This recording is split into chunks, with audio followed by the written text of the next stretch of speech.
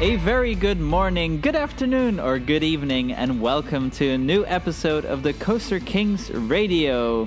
My name is Sven, and today we're having a special with two guests.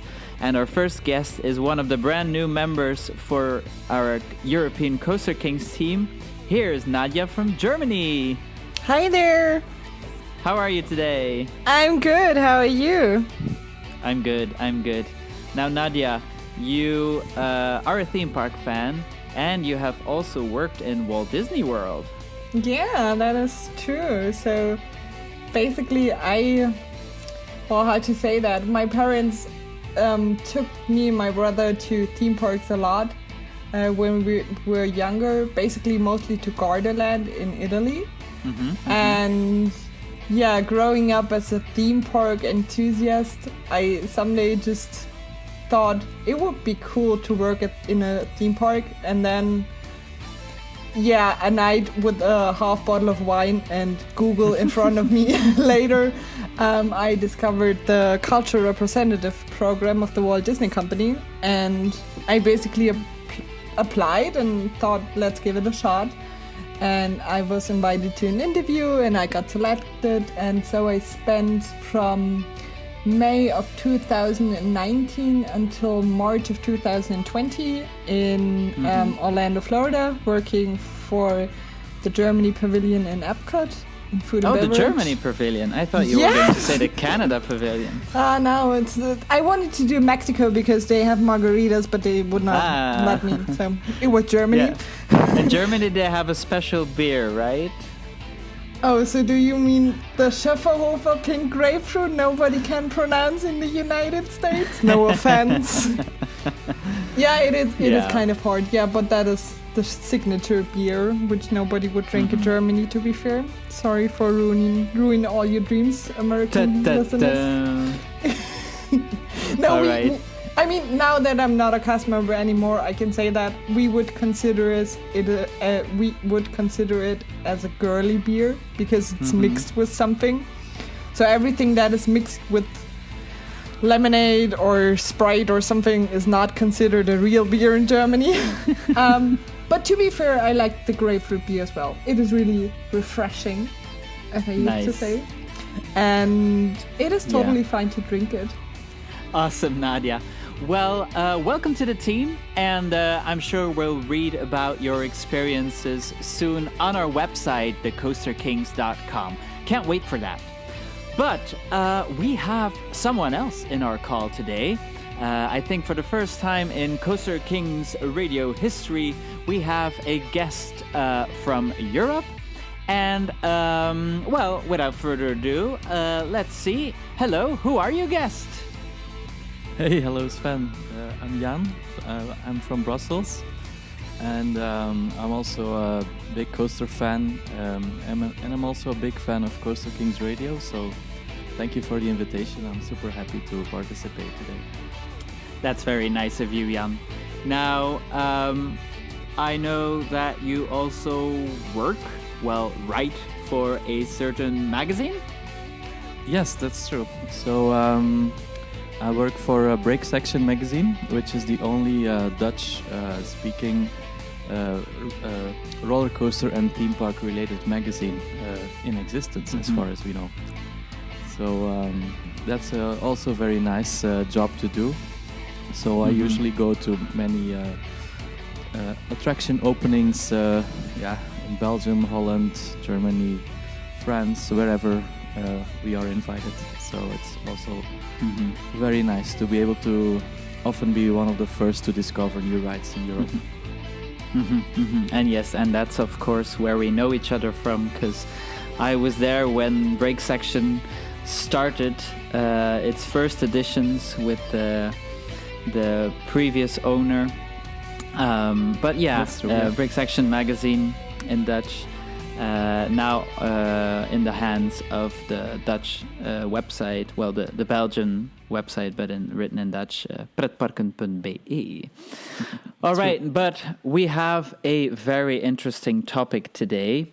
On our website, we now have a spoiler-free article about one of the most anticipated rides, I think, for this year, even though we didn't even know it opened this year. Of course, we're talking about F.L.Y. And because we didn't want to give away too many spoilers in the article, we decided to do the podcast episode instead to talk about the juicy details of the new area Rookburgh and, of course, the new F.L.Y. Now, before we dig into our experiences, I'm wondering, what were your expectations for the area? Jan, what were you thinking would come to Phantasialand? So when it was first announced, I got very curious because there was actually not much announced, right? So there was just some vague image, and the announcement, as far as I remember, they already said that it would be a flying coaster, or they would hint to a flying coaster. My expectations weren't very high. I was because, to be honest, I'm not such a big flying coaster fan in general. But I'll get back to that because my opinion changed a lot since I rode F.L.Y. But especially some of the more intense B&M flyers, I think they're not really my cup of tea. But I remember you saying that you didn't like Flying Dinosaur at Universal Studios Japan. Yes, controversial opinion, I know. It's like everyone's dream to ride that coaster. And I came out of it and I really didn't know where I was. I didn't know what was upside, if the world was still upside down or not. Maybe it was also because it was my first flying coaster. I wasn't expecting it to be that intense. No, actually it wasn't my first. I had ridden Air before in Alton Towers. Okay. But of course, that's a bit of a different kind of flying coaster. But so I was thinking if Vekoma has to do this and it's gonna be super compact, I was expecting a super intense ride actually. So that was my main expectation. And for the rest, as for the theming, my expectation was that it would be good because the last projects in Phantasialand have all been amazing, stepping up their game every time. And so that was maybe my expectation. Now for you, Nadja, it was a bit different because for you, it was your first visit to Phantasialand. Yeah, exactly. It was. And you live in Germany, just saying that. I do, but we had that talk before. Both of you, since you're living close to each other, you actually have half of the way I do have. So I'm traveling almost 4.5 hours to the area because it's the opposite side of Germany. But still, imagine we live on the opposite side of Belgium. Still, it's closer to Phantasialand in Germany than you that are already in Germany. Yeah, exactly. So I think only people living in Italy would have it farther than I have, so tricky. But of course, I knew about Phantasialand way before, but I never made my way to it. And to be fair, I think Rookburgh and F.L.Y was announced around 2016, 17-ish, something. It might be. And I did just not know about it. And basically, as soon as I knew I would go to the United States, I just blended out everything which was Germany coaster-wise because I was now we have America. That's a whole new opportunity.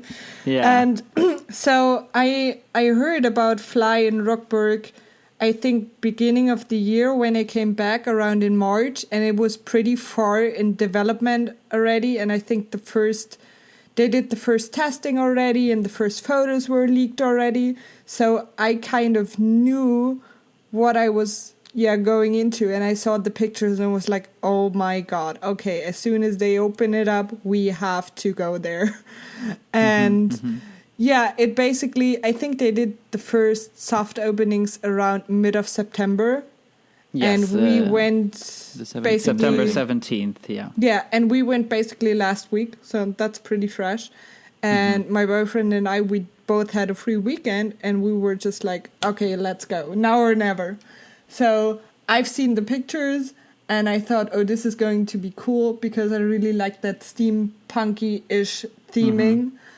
And then we went into there, and it was just like overwhelming. It was just so much more than we expected. Okay. Now, also for me, it wasn't my first visit. I had been quite a few times before. But I don't know. I was on one hand excited, and on the other hand, I was like, how can they go higher than Taron? Because Taron is already a world-class coaster. The environment is so cool. And then, of course, they said that Rookburgh would be even better. They also talked about the day and night experience. So I was thinking about, okay, how can this be anything different than a hotel? And it turned out to be a hotel. But and I also like steampunk as a theme. So I was excited to see what Phantasialand would do with that. Like they did the medieval theme for Klugheim.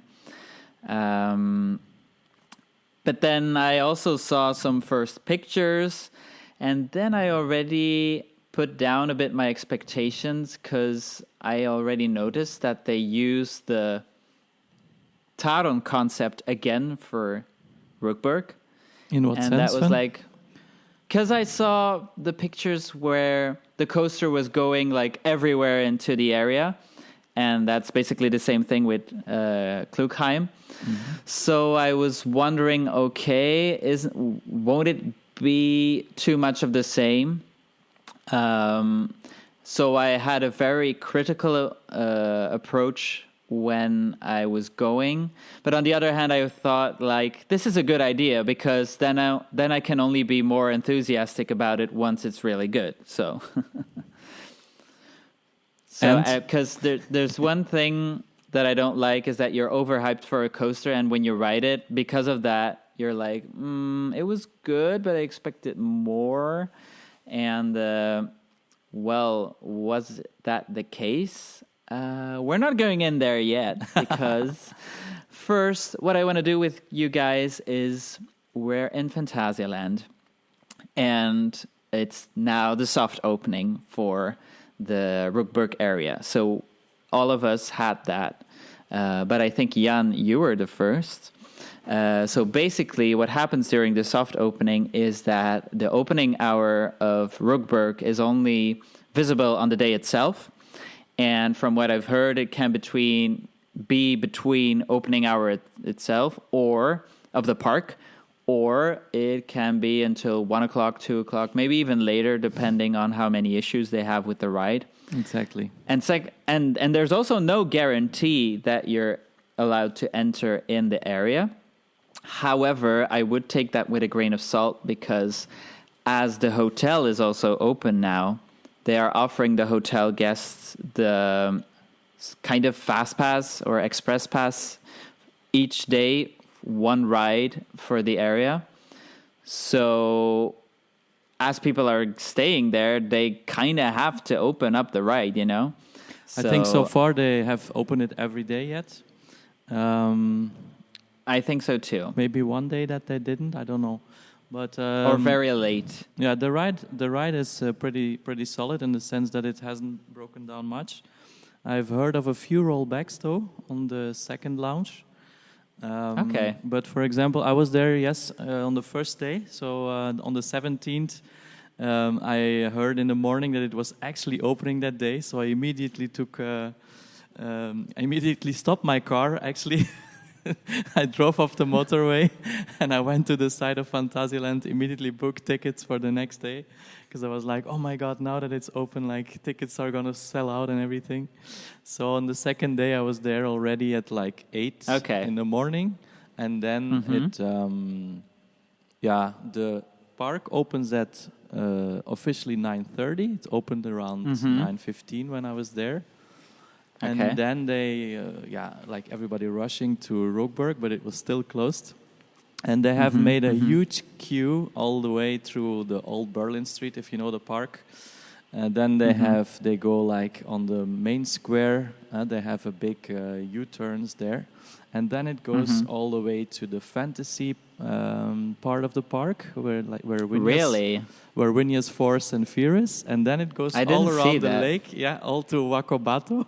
So, of course, with the social distancing, you're standing quite far from each other. They have the lines every 2 meters for each bubble, and but the line is huge. It's huge, and so we were standing, luckily, in one of the first spaces, and we had also a bench next to our space, so we could rest a little bit on the bench because we have stood there until like midday and like around in total more than 3 hours queuing before we were allowed to enter the thing. But as we were one of the first, we saw Rookburgh actually completely covered in smoke with the sunlight going through and almost empty because nobody had entered. So it was well worth the magical experience, all this long wait.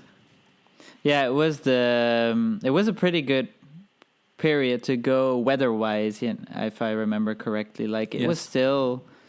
Was it still hitting 30 degrees, though? No, it was like 25-ish, 26. Okay. It was perfect weather. It was sunny, but not too much. And it was, like 26 Celsius for American listeners. But that is actually the funny thing with the smoke effect, because when we went inside to Phantasialand, it was pretty bad weather, so it was foggy, it was cold, it was raining, it was not a good day, but we pulled through. And when we went into Rookburgh with all the smoke effects, we thought, basically when we were standing in line, and I don't want to spoil it much, but you have enclosed areas and then you have open areas where you can see the outside again. And we went from the enclosed areas to the outside areas, and we were looking outside and we're like, oh no, it's foggy again, it's raining again. And then basically it was just a smoke effect, which was pretty confusing. So, Jan, you entered the queue when you entered the park immediately? Yes, I did so. But if I would and then you waited for 3 hours. Yeah. Okay. Yeah. I entered the park at also around 9:15, 9:20. But I was like, okay, we had seen all the rush the previous days, so we were like, we'll do it once more in the afternoon. We'll do first some other rides. So I stood in the queue for Taron. And then being curious, after my ride on it, I just went to the Berlin area. And I saw like, okay, they're only standing from the entrance in a straight line to the Berlin Square. So I'm like, that shouldn't be too long. And I think in about 15 minutes, 20 minutes, I got into the area. It had opened already. Okay. Yeah, it was open at 10:30. Okay, that's cool. So that was pretty early. Nadja, it was a bit the same for you then, since you went the day after I went. Yeah, so for us it was a Saturday.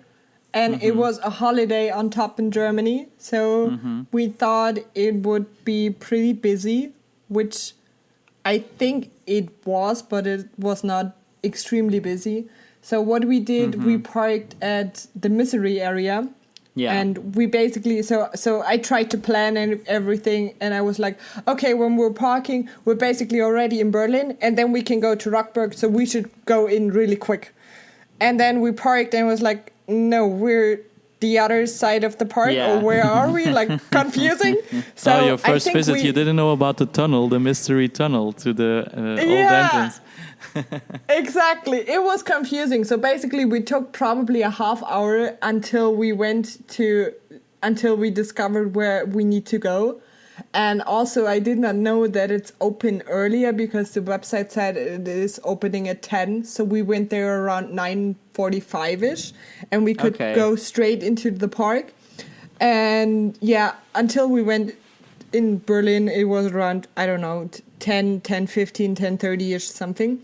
And so basically for us, we were only waiting at the plaza in Berlin next to the chair swing. Okay. And it moved pretty fast, so I think 15, 20 minutes, and we went into Rookburgh. So they probably opened Rookburgh right with the park.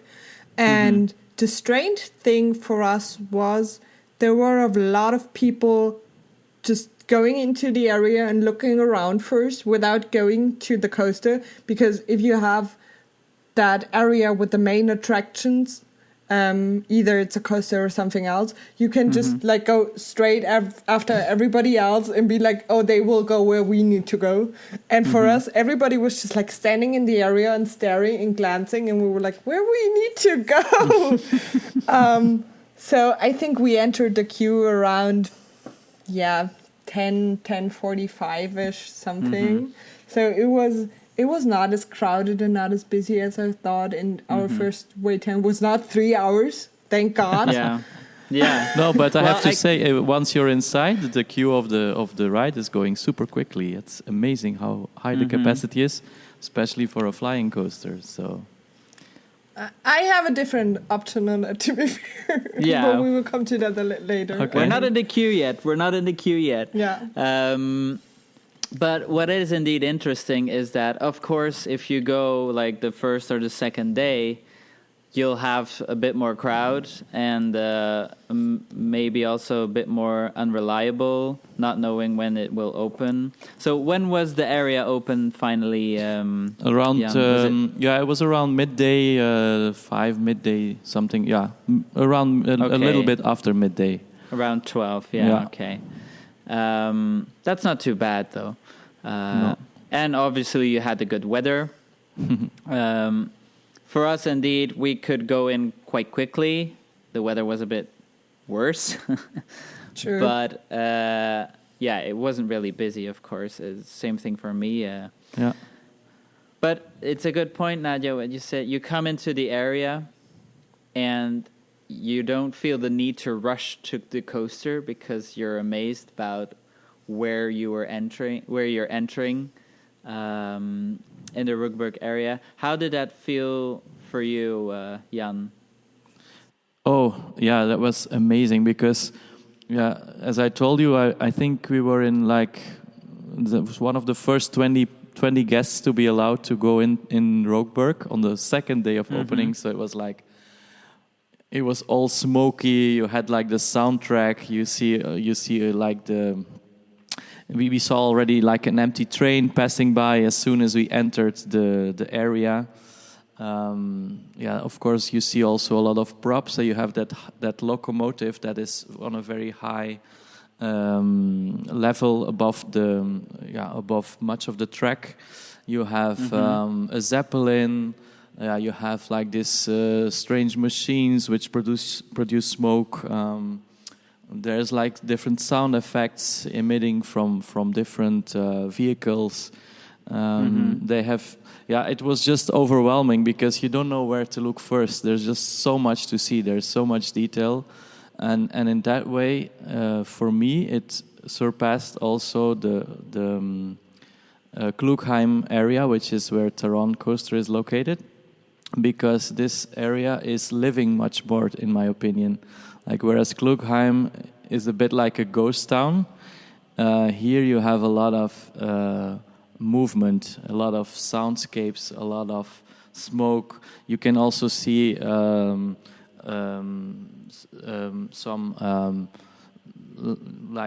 workman's clothes, workman's tools that seem to be just left there, as if they had been going for lunch and they'll be right back to work further on it. For me, it was a really very impressive and realistic approach to a steampunk city, let's say. I was super impressed. Also, the faraway views, since the hotel is very high up, it seems like there's a lot still behind where you cannot see, because as far as you can see on all sides, yeah, you can only see that area. You don't see any other ride, any other building from any point of the area. Yeah, So that's true. that's amazing for me. Yeah.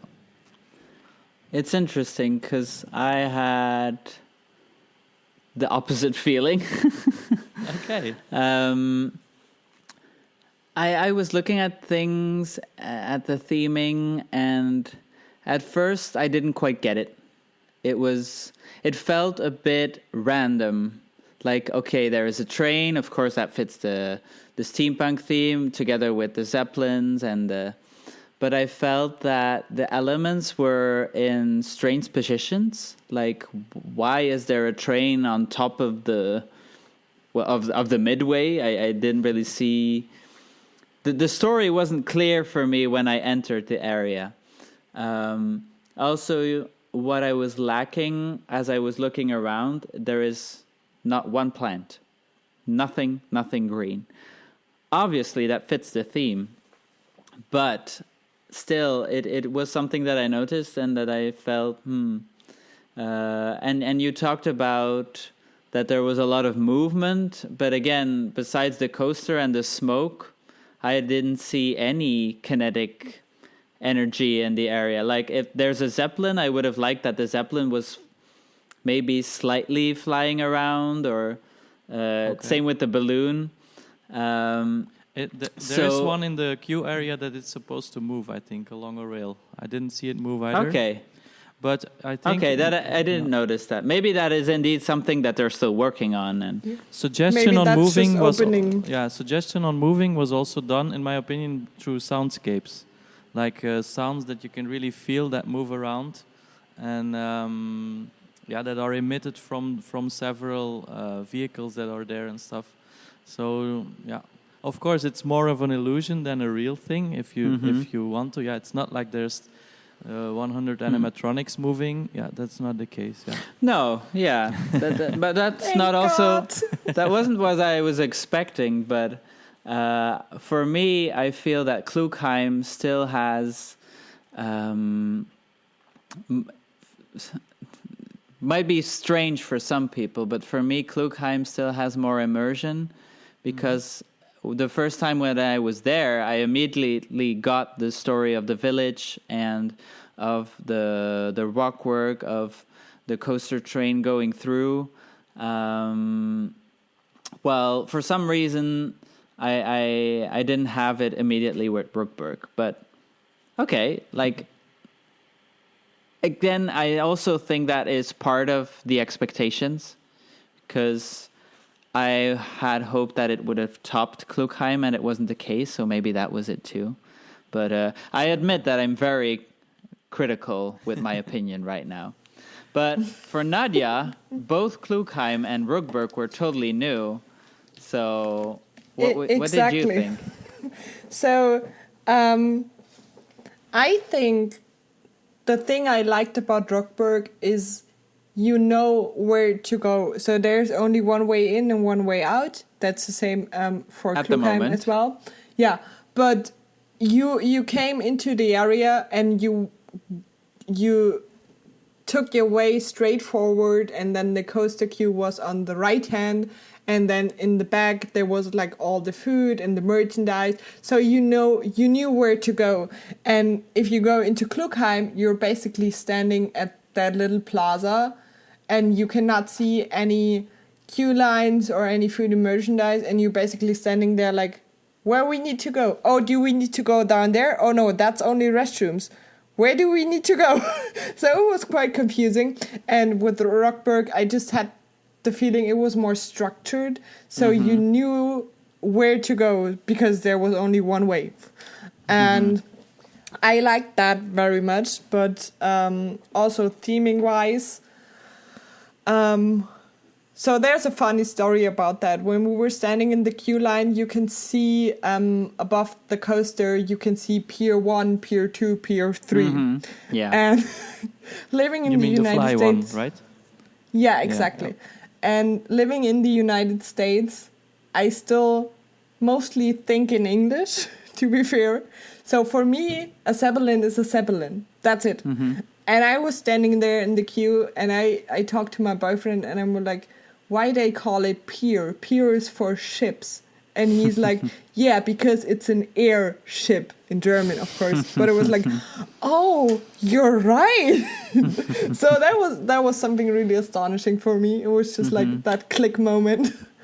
And then also on the other hand, I mean, being used to Disney and Universal, who are really into details, I really enjoyed that area, just like Jan did, because there were so many details. I remember we went out of F.L.Y, and then you can see down where basically there's a little, it is more for all the pillars of the coaster, but there's a lot of details, like just as you said, tools laying around and towels and things like that.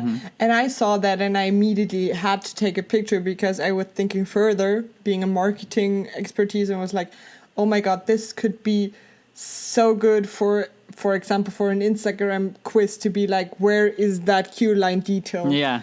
Because that amazed me pretty good. Spoiler!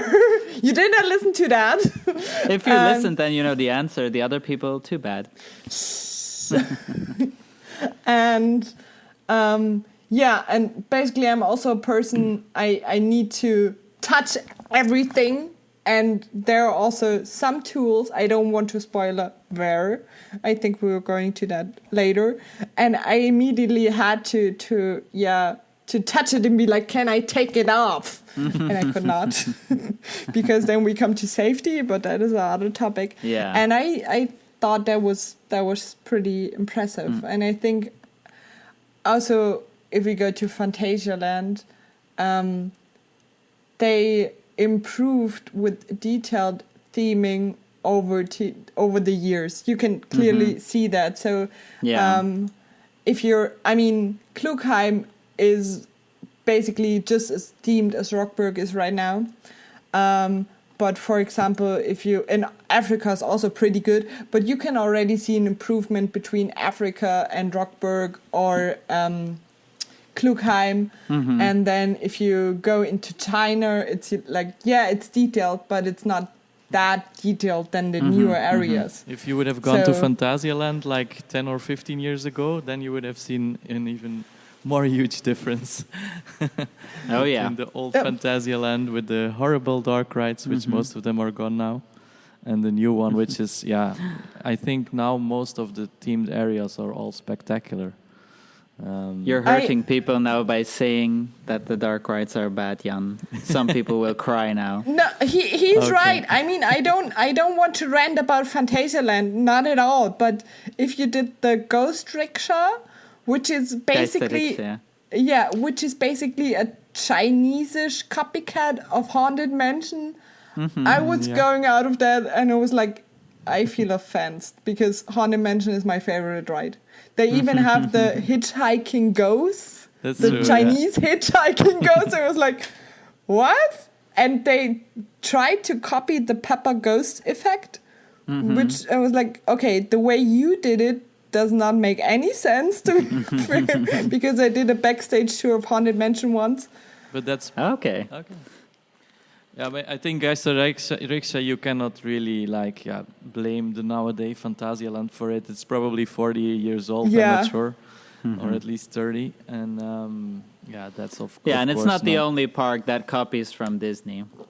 That is true. But also that is something you see in the details. I think a lot of dark rides, especially, I mean, that's not a topic, but there are copycats of great parks like Disney or Universal, and then nowadays parks evolve more into their own theming and their own ideas. Like Mouse au Chocolat, I think it's in a way better than Toy Story Mania, which is also like copy of that original concept.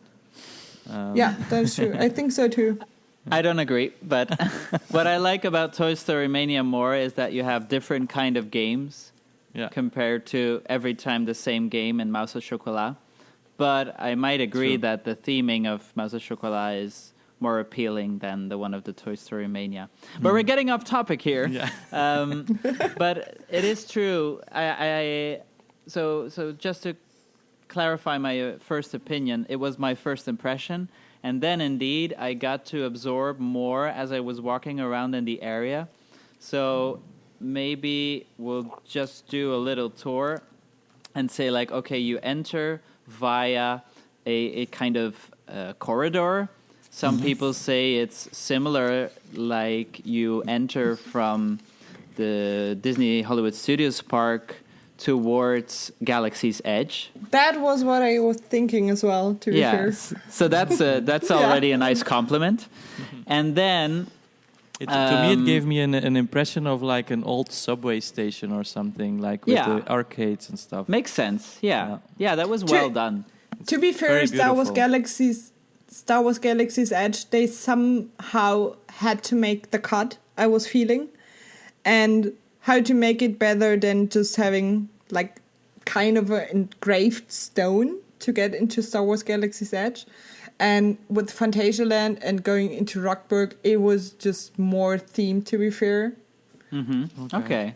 Yeah, that's good to hear. But it's really closes the whole area completely off from the rest of the park, which helps on the immersiveness of the thing. Like with Taron, you can see it from Mexico or from other areas of the park, and this one you cannot see at all. And actually, I have a funny story. I think I shared it with you, Sven, of a friend of mine, non-coaster fan, that went to Phantasialand yesterday. And he shared some Instagram story, and I was like, "Oh, you went to Phantasialand, so nice. Did you go on F.L.Y, and what do you think about it?" And he was like, "F.L.Y? Oh, yeah, I didn't know it existed. I only discovered it afterwards." So it's so well hidden that if you just imagine if you're going through the park and you see this old Berlin street and you think, okay, this is just a street with shops. And then there's this small tunnel towards the area where it all happens. You could even just pass by and not notice it if you don't know about this. So it's that well hidden from the rest of the park. There's not even one piece of track that you can see from anywhere. I find that pretty amazing too. That friend of yours is making coaster fans cry again that are listening to the podcast and that have not visited Phantasialand yet. Or that cannot even come to Germany, to Europe, And there is, from Chiapas, you can see the coaster track, though. Oh, really? Okay. Yes. Like when you're in the very top and you look behind or something. Yeah, exactly. You can see one of the inversions, but... okay. And what I was going to say is that, it's not necessarily a good thing or a bad thing to be... Like, I like how Klugheim can be seen from different sides. And indeed, the disadvantage of being completely enclosed and gone is that people will miss it.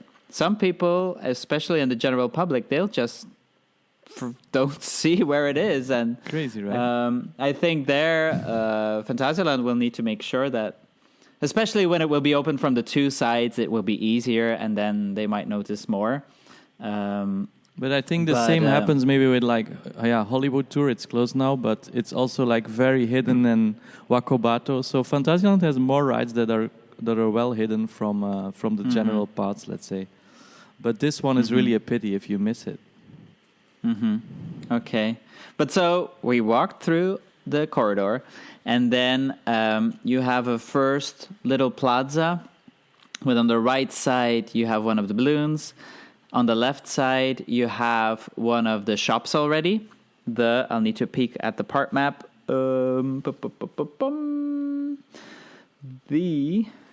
What's it called again?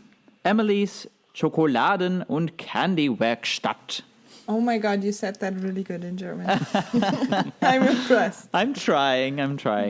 And here you can buy all kinds of sweets and chocolates and special chocolates that they made in the shape of the logo and of the area. There's also one of the supports right in the shop. So it's nice, but I hope they'll also have some non-chocolate souvenirs in the future, though. You don't like chocolate? Oh, yeah, I love chocolate, but I prefer other types of souvenirs because I wouldn't want to eat it, and I like chocolate, so that's the issue. So the problem I had with that shop we went into as well is so Haribo, which is basically known around the world. Mm-hmm. Oh yeah. It is close to the area, so it's I think really? from Phantasialand around less than a 1 hour drive. I see. So it is local candies there, and you would expect Haribos, and it was not. Okay. And I was pretty disappointed. Maybe that's my German view, I don't know. But I thought, oh yeah, that's great. They might have Haribos. And then I went into there, and of course it was all really steampunky. But still, I thought like, oh my god, I wish I had some more high quality candy. Because I was looking around and it was like, no, nothing of that is worth You buying. want your it, Haribo peaches and frogs and stuff. Yeah, exactly. I wanted that. It just all looked so, I don't know, shady.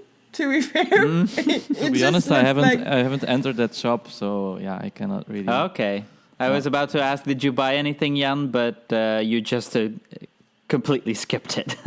Well, I looked inside from the windows, Okay. but yeah, I had better things to do. Yeah, you didn't want to see Emily. You're like, I don't care. No, the thing was also, since we had waited for 3 hours, we just wanted to ride the coaster, and then we still wanted to ride the other coasters too. So that's why we didn't really spend time in the shops. Yeah. Yeah. Okay. But I mean, since you have been there, did you see that little chocolate machine? No. Inside the the store. Yeah. That was interesting. Yeah, that was really impressive. I thought that is cool because that fits the theme of that time.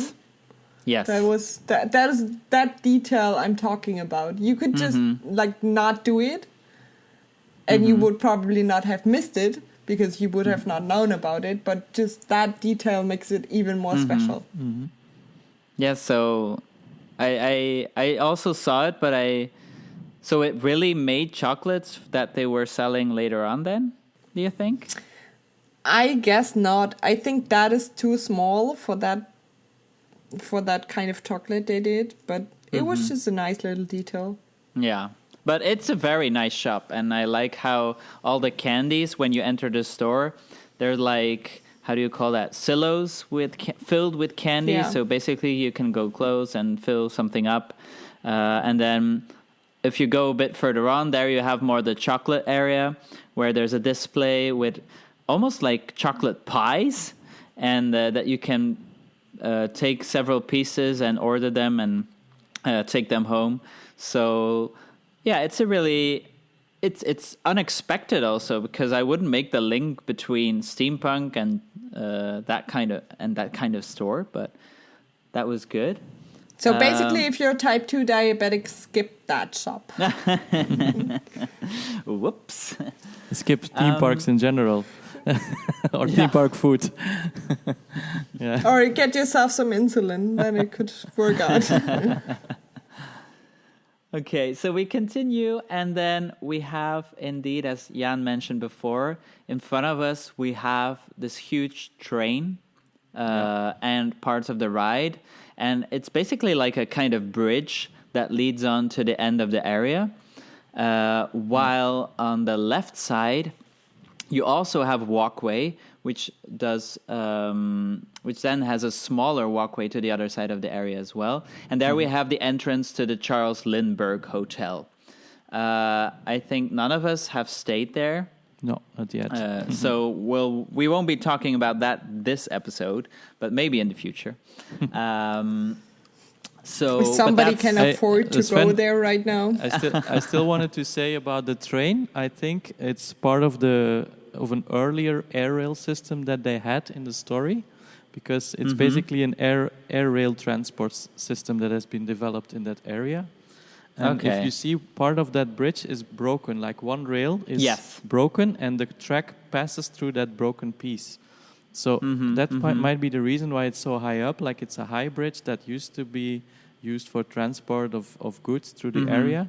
I don't know. That's the way I interpreted it. I don't know if that's But and was now they have this intriguing. modern system between brackets, which is F.L.Y, so the flying coaster, And also through that bridge, one of the lounges passes. If I'm right. Yes. Maybe the first one. The first one. Yeah.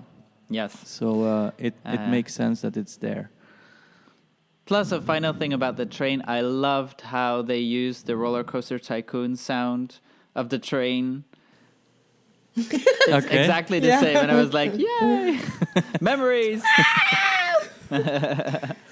But yeah, indeed, at first it was strange for me, but then indeed I got more of a feel to the area because also, as I said, you cross a bridge. And on the left and the right, you see these pits. And I was like, what is laying there in the bottom? And basically, it's like the carbon mining. And there's also the sign, like how much they already mined. And I think, as you guys mentioned, the clothes laying around from people that were... Yeah, the tools. So the more that you look around, the more indeed that you notice the details, the different things. And that was quite intriguing. Plus, while walking over the bridge, you have some nice views on the coaster. Like on the left side, you'll have the smoke machine that is used as one of the themed elements for the ride. That's a really cool effect, by the way. And on the right side, it was more a hidden nice shot to make with your camera. So you continue, and then on the right side, you'll have the entrance to F.L.Y. On the left side, you'll have the Uurwerk restaurant. Did anyone eat there? No, I went to check the menu, and it looked all very good and delicious, but the prices were also accordingly. But I'll definitely check it out on the next visit. Yeah, this was just like my very first visit. I just wanted to give the coaster a couple of rides and enjoy the area. I didn't necessarily want to try all the establishments, but it surely looked a very nice area to sit and dine or lunch, and the menu looked pretty amazing too. I read they had some burgers, some pastas, but they're really like upscale burgers. Like instead of a normal hamburger, they would really like put a steak on the burger and avocado and eggs and whatever. Yeah, they have a lot of special, like let's say a gourmet style burger.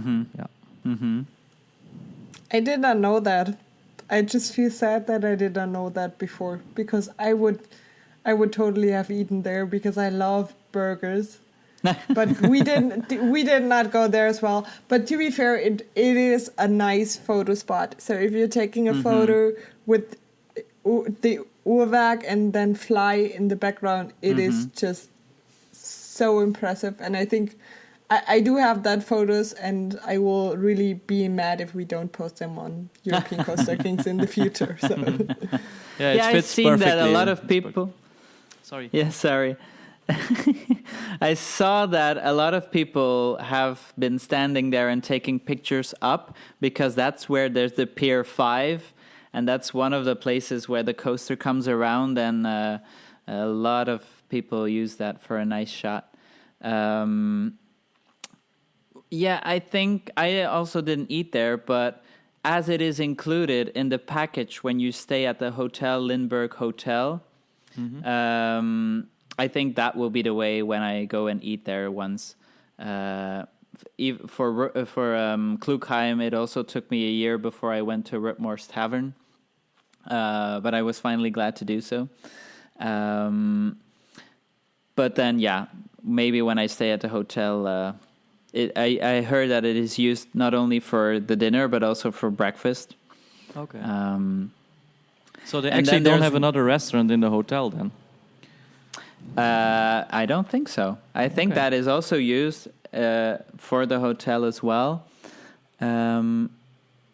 Besides that, I know the hotel has a bar as well, but that's exclusively for hotel guests, isn't it?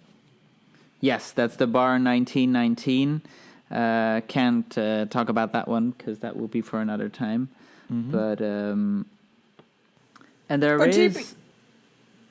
Go ahead.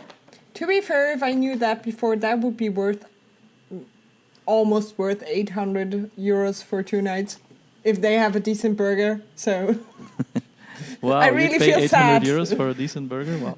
I am looking for a burger close to the quality of the United States, and this is really hard in Germany, to be fair. So Okay. I see. Well, in Belgium there are some good spots, I think. I mean, Efteling is not Belgium, but it is. No, I mean, I can. Efteling is not good for no, food. I'm sorry. Oh my god! But I can go through Belgium, so that, yeah, good to know. Well, the other food spot is, and this time I may be worse in my pronunciation, zum Kohleschippe. Kohleschippe. It doesn't. I think I need to Google It that. doesn't have an umlaut. Nadja, you are German. I think it's zum Kohleschippe. Yeah. Yeah. Like Makes sense because it's the Kohle. It's the Kohle, which means the. Oh yeah, the coal. Yeah. The yeah. Is that coal in English too? That's like Yeah. what they are mining coal. there. The black stuff. Yeah, it's coal. coal yeah, or it's carbon coal. or Yeah. Is that the quick service with Yeah, the sandwiches? that's like sandwiches. Yeah. they have the sandwiches. Yeah, Yeah. we went past by that, and I thought, oh, that looks pretty good. But we went there in the morning, so no time for Yeah. food yet. Everybody was thought eating it. when I Smelled passed there. delicious. I thought it smelled delicious. It was it, but I didn't. Oh, so eat you there, were not so- wearing your mask? You could smell something? Even with the mask, I could smell it. If you don't have COVID, you can still smell, right? Aha. True. Exactly. So that's a good sign. I just imagine people listening to that podcast 5 years later, and they'd be like, COVID? What was that Let's again? hope. Let's hope. Yeah, Let's hope true. so. And then let's turn back watching the bridge, and then on the left side we have the entrance of F.L.Y. The queue line, What did you yeah. think about that? I thought it was very nice. There's like there was 2 people standing there to welcome you and to hand you out a paper with some safety regulations, and you immediately go some stairs up, if I'm right. Yes. And so you enter, let's say, also that bridge where the train is passing over, and you are watching. Yeah. You're constantly watching trains passing by all over, actually. Yeah, so that's amazing. You can really see a lot of more details from up close through the queue line, because the queue line isn't just like some horse stable, let's say. So it's really like a continuous line that goes all around the place, and which lets you explore and see the coaster and the details from other angles that you cannot see from the normal walkway. They are so into the details, and then there was something that bothered me a lot at the entrance, and that was the logo. Like, I'm already not a fan of the logo, but then I would have liked that they had not just, it looks like just a sticker, but that it would have been a bit more, how to put it, a bit more 3D logo, that it would stand out more even. But that was a bit, that was a detail that I lacked. I don't know about you, Nadja. What did you think of the That is entrance? actually the funny thing. I also thought something quite similar. So the first thought in my mind was, oh my God, thank God my parents are not with me, because they're both severely disabled and cannot take steps. It was like, thank God they are not with me. And then the other thing was like, okay, from the entrance, it is not as steampunky as I thought, because you could have improved that even more. You could have it like with, bronze colors instead of the silver it is. And I thought, okay, they could have improved that more. But then I thought, Actually, I'm trying to Google a picture of the entrance, because I didn't even notice. It was like, oh yeah, now I'm seeing it. Yeah, it's nothing special. Yeah, that's true. Yeah. Yeah. What is cool though is that one of the sewers is right before the stairs, and there's constantly coming smoke out of it, so that's pretty good. That's true. Cool, like in New York, as an element. And But then then- also what I was thinking, I mean, I'm basically Generation Y, and that's what why I was thinking that is like, oh my gosh, so much paper you're just throwing away. Why are they doing that? Yeah, well, it's of course with the COVID rules that they wanted to ensure that everyone is getting a leaflet explaining everything they'll need to do. I'm sure that in other times they would use something else, but It's something that is done a lot in Japan. If you go to Disney Sea in Japan, they give you a leaflet on every attraction, Yeah. even in I mean, non-COVID times. There's something similar That's in Disney Japan. World. For example, if you go to Spaceship Earth, no, not Spaceship Earth, Mission Mars. I'm sorry. Not Mission that I worked Space. not that I worked at that theme park and should know it by like being blind, but nevertheless. And you get those little passes, which you basically have all the information, and then you turn it in as soon as you enter the pre-show room. But I think Okay. that was something they could not do due to Corona, because they would have to wipe down all the cards. yeah. So maybe they'll give some better cards after, like Yeah, sure. that can Okay. be recycled. But then a good thing about the theme also is that for me in the end it felt less steampunk than expected. It had more, as a whole, the area Rookburgh had more a industrial vibe than really being a steampunk vibe. What do you mean, like less fantasy and more realistic? Yeah. Yeah, Exactly. yeah, that's true. That's yeah. it. Well, it's not necessarily a bad thing, but it No. again, I had hoped for a bit more steampunk. I think that's the only thing I had. But okay, we're going into the queue, and that's a maze that starts for me. True. You go up, you have a first section around the Zeppelins. Then you go through the area where the train would stop. And then you have a whole walkway around the Like a Rookburgh balcony area. like a balcony almost. Yeah. Right? Yeah. That's really cool, because that gives you a nice first view on the ride and to see a bit what you can expect. Then you go down, and then you see some of the Zeppelin plans, and you pass through all these different areas, and from that point on, I don't really know where I am in the area anymore. Yeah, that's true. But is that a negative thing? For me, not really. No, that's good. I think you're That's just good. all the time at the very edge of the area, and and then somehow you end up in the station, right? Yes, okay. Yeah.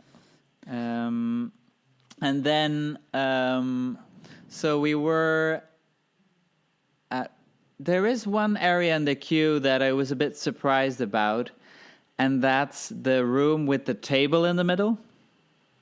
Mm-hmm. It looked a bit unfinished on one hand, and on the other hand, it was a really cool concept, because that's probably one of the restrooms, well, not restrooms, but one of the places where the people that work in the area can go and pick up their tools. There were a lot of tools. Yeah, on the the room wall with the there. tools on the walls. Yeah. Yeah. You just need to be careful with your feet, because I almost stumbled on the heaps of carbon or coal that they fixed in that area. Yes, true. But that is something that it was the first time that I saw it there, and then I saw it in the whole of Rookburgh, and that's a pretty cool detail again, a pretty cool theming that they did there. Mm-hmm. And so then you continue. I think this is also we might already pass it. There's one area in the queue as well where you have a view on the launch. Yes. And that's again a very nice spot to get You're like next to anticipated the about lounge. the ride. Yeah. Yeah, that you're so close to it and that you can see.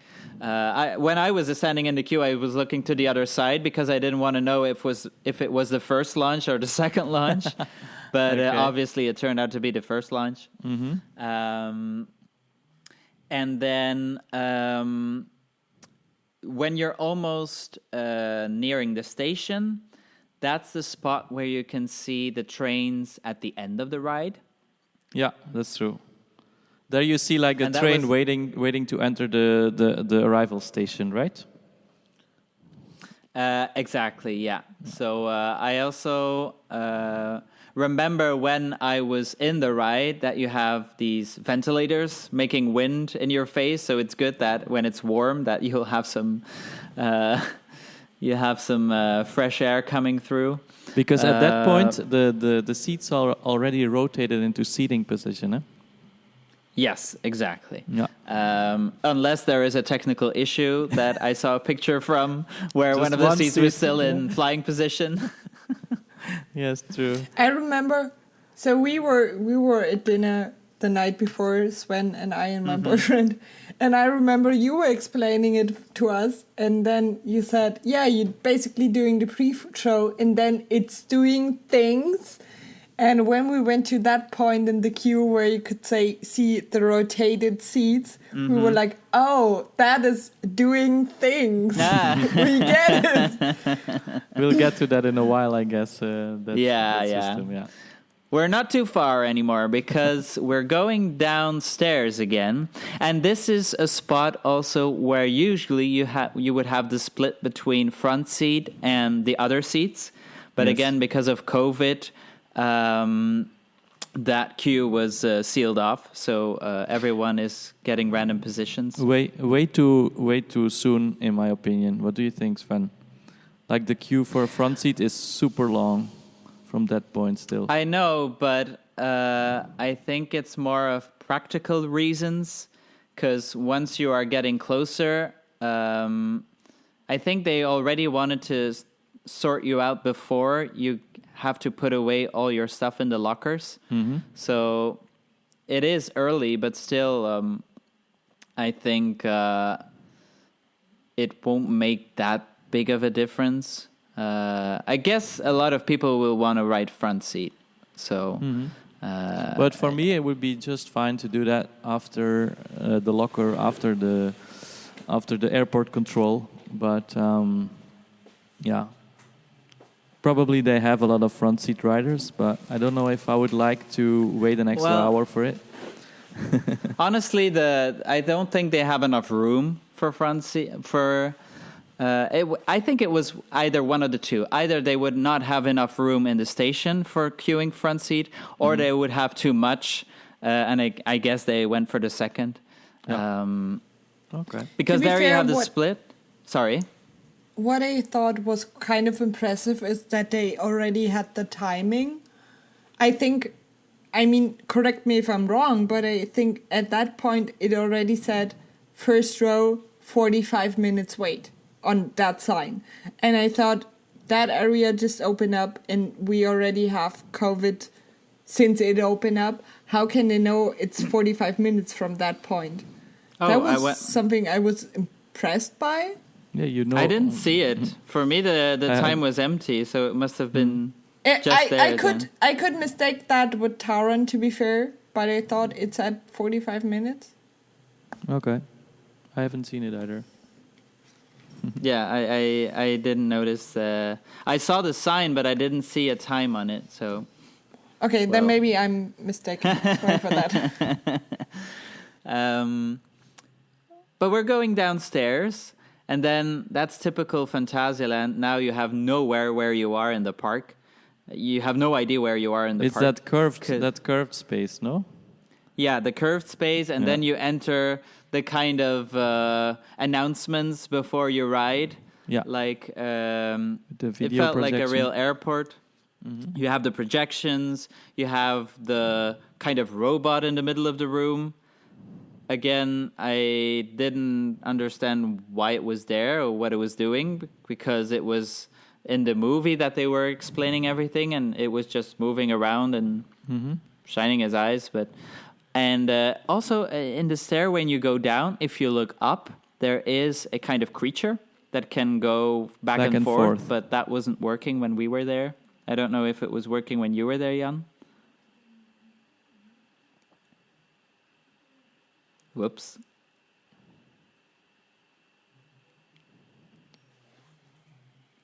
Did you hear me? Yeah, there was a little break. It's okay. You'll cut it out after. Okay, yeah. It wasn't moving with you either? No, so it wasn't moving when you were there, Jan? No. No, Did you guys see the little zeppelins moving on top of the ceiling when you are in that curved area? No, that wasn't working. I didn't notice that. Details. Okay, that I didn't notice. I think I'm not quite sure. I think it is in that curved area, or at least in some enclosed area. I was just looking up and was like, "Oh, look, there are little zeppelins moving." I see. That was quite cute, to be fair. Nice. And then, so after that announcement room, let's say, that's where you arrive at the lockers. And at the moment, everyone is getting a blue bracelet. And with that bracelet, you go up the stairs, you have all the lockers, you put your bag in, and then you can close it with your bracelet. This is a room that was not always COVID-friendly. Because some people were already going in, and then the other people were still waiting for the rest of the party. So, but then again, okay. To be fair, the experience we made with the lockers, it is basically a mess. To be fair, because everybody's running to the first available locker close to the next queue section, and there's no guidance. Basically, I mean, with COVID, this is even more important. Yeah, but with me, they would also like send people a bit more to the other side. Yeah, it's like a corner, right? You have a short end. Yeah. That short end is going towards the station, and the long end is basically a dead end, and that's why people you don't really come along everything. That's a bit a pity. Yeah. It's like a and dead then basically. end. Also, what I thought, I mean, this is like whining on a high level, but you really have to memorize your number. So, in case you don't memorize your number, after you are off the ride, you're basically lost. Because you have to try every locker. There is a system. No. There's a system, yeah. Is it? They have, is it? Okay. They have a little machine where you can scan, and then it will tell you what your number is. So. Okay, we did not know that. Because we tried to memorize the numbers gladly, but for the second time we rode, I was like, "Oh, am I 512 and 513 or 517?" True. Okay, just try. And now, very important though, is that you need to make sure that everything is in the locker. Not just your backpack, but also your cell phone, your wallet, everything needs to be in the locker. Because what's next is, like in a real airport, the scanning system. And there are two scanners, and they make sure for each scanner there is one staff member that's there. And they also have this machine to scan you separately. So they really make sure that you're not wearing anything, especially not a GoPro hidden on anywhere, because I had to open up my vest even. So that's a very thorough check. And then there are 4 different queues. And at first I was like, okay, but why are there 4? And then it made sense because what I noticed in the instruction video is that some people had different color bracelets. And I think their system is that if you were in if you would be in a regular row 1, there you would get a different color bracelet than the blue. And that way they would know, okay, those people are queuing for front row. Yeah, that makes sense because everybody comes from the same security check, and then you don't have the separate rows anymore.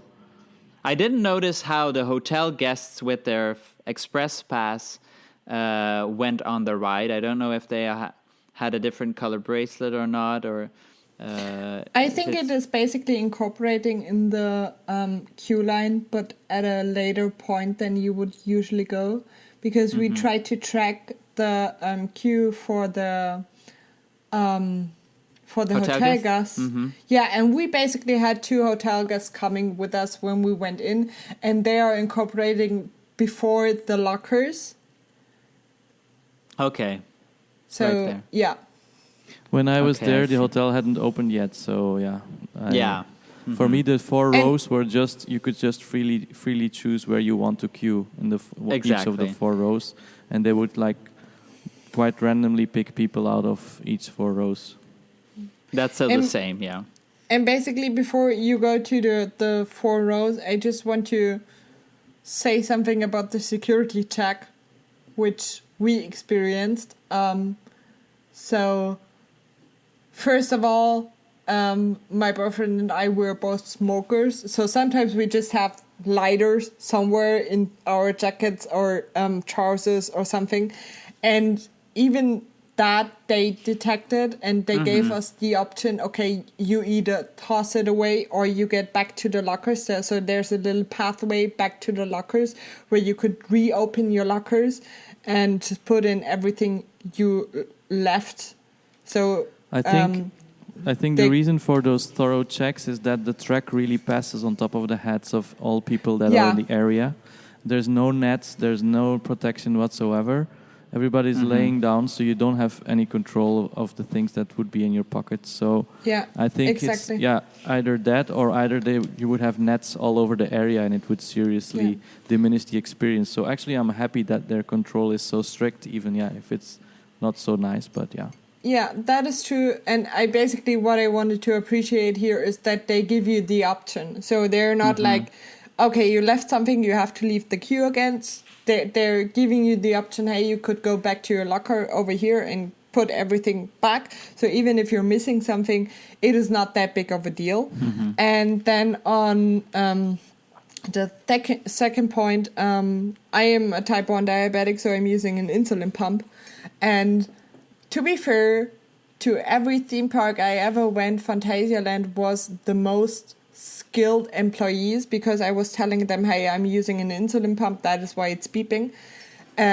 But it is a patch pump, so it is attached to my body. And she was like, oh, that's fine. In case you had a tube pumped, that would be something different. And I was like, oh my God, she knows the difference between a patch pump and a tube pump. Like, this is amazing. That's nice. Yeah, that was really nice. So they are really skilled, and they really thought about their employee training, and they really made thoughts about, okay, what are we doing if somebody forgets something in their pockets? How could they go back? So it was really thought through, which is, I really appreciate that, to be fair. It still explains why there were random lighters laying on the ground just before the security check. Yes. I was like, because I'm not going back for a lighter to my locker, like nowhere in the world. Like, just toss it out. People are just throwing it on the floor right before they go in, like, just hand it over or something. Yeah. Anyway, we have the 4 queues, and in the middle there is this huge machine thing. Really cool. It looked very industrial, but all of the elements were still working in it. And there's also these 2 huge tubes with colored water. Well, it's not the water itself that has a special color, but it's the lights that switch depending on the lights in the station. So that was really cool too. Okay, I didn't notice that one. Yeah, so I think it was orange and blue. So one of the 2 was when the train was in the station, or the other one was when it left and another train was coming in. So okay. If you would like to go front seat, I would still advise to use the first queue, because it's not guaranteed. Queue, yeah. but you might have the opportunity to, as they usually start from there, counting to let people in the train. It's also closest to the front seat, so that means you have to go to the left if you want to try that. But as again, not guaranteed because they choose random. The queue at the station itself. How cool is that? I mean, you see the train, you have the colors and the round shape, which already made me think of the hotel, because the pods of the rooms, the pictures that I saw, it gave the same vibe. Very tight subway station, and like a London tube or something, but with a cool lighting package, yeah. And I was like, how fast is do this these Vekoma? trains rush in, right? The trains go in fast, and looking at them, it was like, whoa, this is something very intriguing. I've never seen anything like it. Like, I have ridden Nighthawk at Carowinds, which is a former flying coaster model from Vekoma, and I mean, it couldn't be any more different. Like, show off. Yeah, like Nighthawk, it's really like it looks so old-fashioned and so, I don't know. It's such a difficult system, and it takes ages for the train to go up and down, and but this I'm just is so mentioning smooth and so fast and so wow. How could they have evolved so much? Yeah, Nadja, it's because I wanted to mention it because it's such a difference and such an evolution that you can see that they have been through. Yes. Even big not shout looking out at to Vekoma B&M. here, Yeah, even not looking at B&M, because they were like, okay, they are doing their thing. What I heard was that Phantasialand, they already wanted to do a flying coaster for a while, but with the models on the market, they weren't satisfied. So they approached Vekoma and they asked them for, like, can you build a model that's really to our likes? And that's what happened. Because for B&M, they found them too intense. They didn't like the what's the most intense element on the B&M flyings? The pretzel loop? The pretzel loop, that's the one. Because it doesn't really, what they said, it doesn't really make sense if you're flying. No one is going to fly in a pretzel loop. I mean, which I understand. True. But again, and not all big B&M flyings have pretzel loops, though. That's true, but most have. A lot of them have. And so that's why they ended up with Vekoma, which is now nice, because Vekoma has something very impressive in their catalog now to offer to other parks as well. Actually, it's also one of the critics, like lovers of the more intense flyers. They are a bit sad that there isn't like a more intense element on the coaster, like a pretzel loop or a vertical loop or a corkscrew. I don't know. Yeah, there's kind of a corkscrew on it, but yeah. Yeah. I mean, I think it always has to fit into the theming and into the overall story. And what we need to remember here, the story of F.L.Y. is basically a young boy who wants to discover flying in the early 1900s, where there were no airplanes and Zeppelins were just like on the go.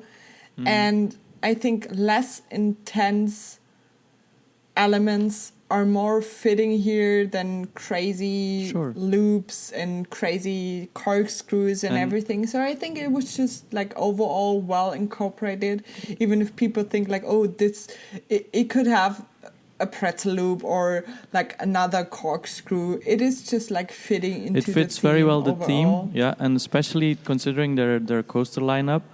They already have a super intense looping coaster, which is Black Mamba, in my opinion. This is where you are really like pushed in your seat the whole time, and you have very intense inversions and stuff.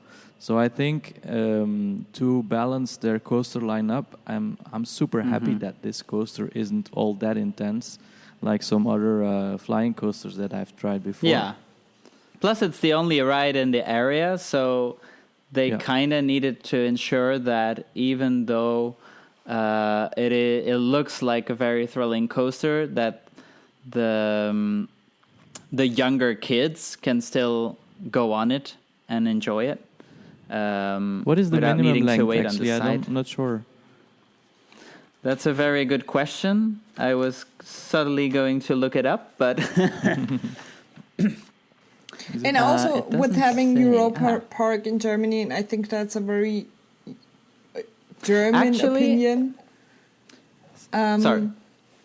You have a lot of experimental rides at Europa Park, which are good. Like, I don't want to doubt that, but some of them are just experimental, and I think you think like, oh, it could have worked out a little bit better, and just F.L.Y being on point with the theming so much just makes it really good, in my opinion.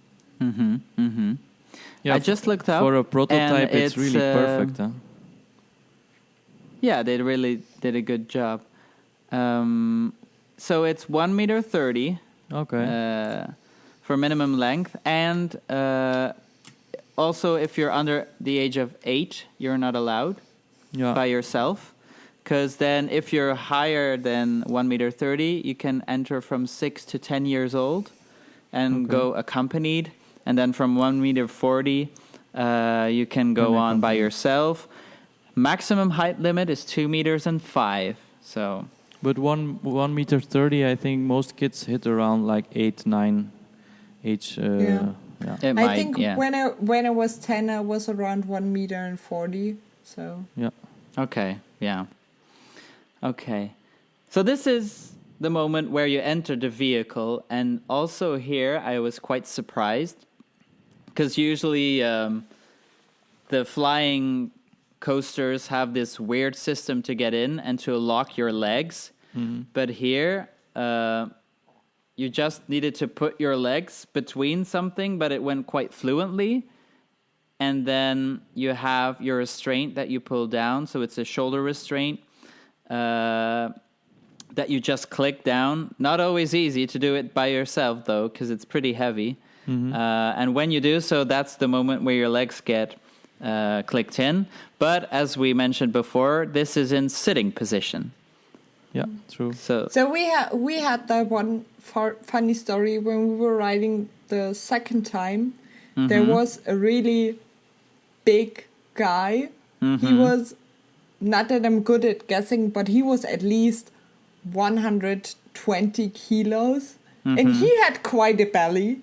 And he had troubles pulling the restraint. Yeah. And then those two small, cute girls working the queue line were basically coming because the only one could not do it. And he was like screaming, "Hey, can you come over here and help me?" And then two of those, like, I don't know, 60, 70 kilo girls were trying to pull down the restraint for that guy, and they managed to do that. Oh, so wow. they really put effort in it.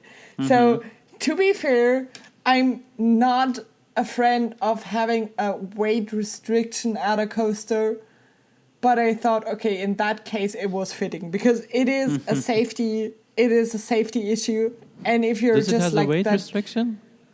This one? it does not, right? but it should have, because in that case you're like the 150 kilo guy with like a big belly. You would just not fit. well, And it one would click is be- enough. Yeah. Yeah, that is true, but they were really having, they put a lot of What I effort find in funny there. in this coaster is that, like, since everybody's in seating position, but the seats are rotated, so it's basically one line of people all Yes, lined up. So yes. all 20 people are in one row, all looking sideways. I found that so different than Yeah. everything that you've That ever is seen also before. one of the intriguing parts, indeed. Like seeing that and then waving at your other friends a bit further down, and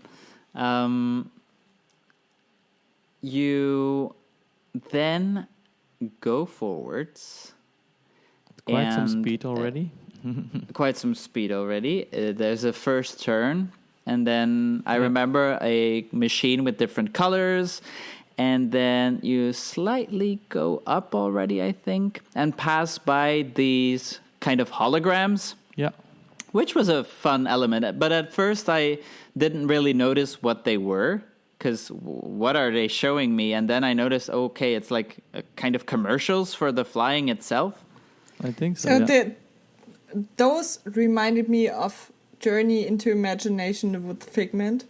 Okay. I don't know if you did that right at Epcot. No. It basically has the 5 logos of the 5 different senses, and it reminded me really much of that. Not that it is the same, but it was just like, Journey into Imagination. I've seen that before. That's an interesting link. That's nice. But yeah, you're still sitting there, right, at that point? And then it comes... You're still sitting. Yeah.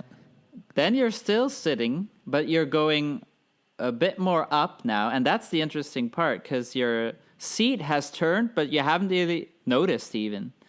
Because then you have this giant hall. Then I was like, where did they put this? Yeah.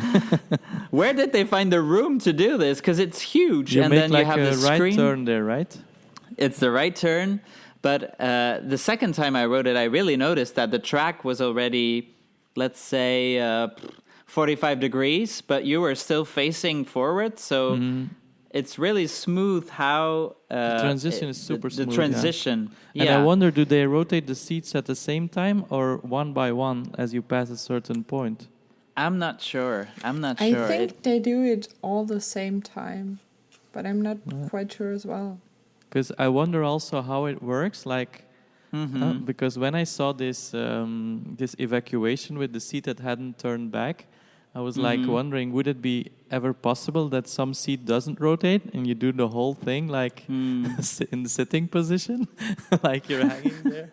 Like yeah, that would be weird. Yeah, I wonder. But now so that it's I nothing think of mechanical. It seems like every seat would have its motor then, probably, or. Now that I think of it, I do the right before the launch. That is turning separately for every seat. That I'm pretty sure, because that movement again is so smooth that you're like a first little flight turn. Yeah. Really like that element. But just to come back on the projection, that's where I also noticed on my repeat rides that the animatronic that we saw in the queue is visible here on the projection or on the screen.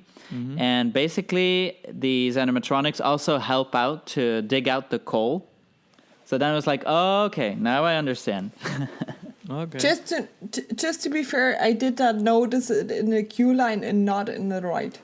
Okay, well, again, every ride will make sure that you discover new details. Yeah. So in case you just overseen it for the first time, no worries. I did it twice. The projections are also quite small, so it's not so easy to see it as you pass by. You pass by quite quickly, so it wasn't easy for me to understand what it really was about. But the visual also makes a kind of movement that as you pass by it feels half natural, let's say, when you were looking at it. But then you have the special little bend, and that's where you're ready to go flying. And here you feel really anticipated. It stops before it launches. And then you're like, okay, when is it coming? When is it coming? And then without notice, all of a sudden you start. It's also the first time when you feel your weight hanging in the system, right? Yeah. So it's quite scary at that point because it's the first time when you really feel like, oh my God, I'm just held by the restraint, because until then you're just sitting comfortably.